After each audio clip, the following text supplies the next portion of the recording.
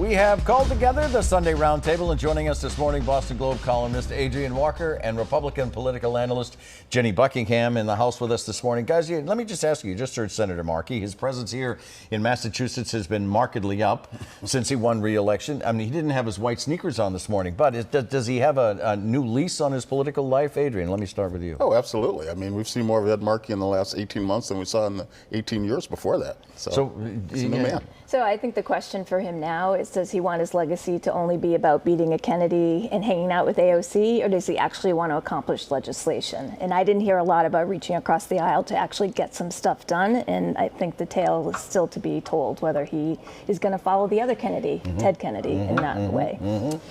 You also heard Markey's answer on the rise of the Moors. How worried should Americans be about extremist groups, Jenny? I'm very worried, but not so much groups as individuals. So we just had two terrible incidents right here in Massachusetts with the rabbi in Brighton and with the two people in Winthrop, and those were radicalized individuals. And I think the strategy has to be, how do you stop the radicalization? The senator was not willing to make a direct link between January 6th and what we saw in Wakefield. Was he right to do that? I think he was right to do that. And I'm very worried about groups as well. I've been worried about groups ever since January 6th and before that.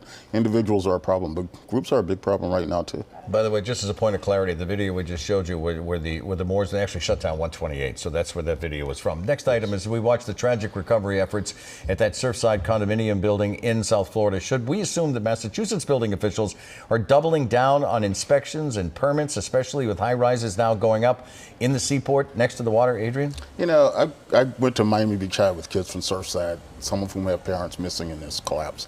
So this is a really personal story for me, and it's really horrible. I don't make any assumptions about what we're doing in terms of inspections or permits, but I hope that this will inspire more vigilance everywhere. Jenny, what do you think? You know, my understanding is that compared to Florida, big government is working in our favor here in Massachusetts, and that our regulations are much more strict than they are there. So I think we can take some comfort in that, but being vigilant makes a lot of sense. I would think that everyone's taking a second look, no matter where they live and wherever what they do.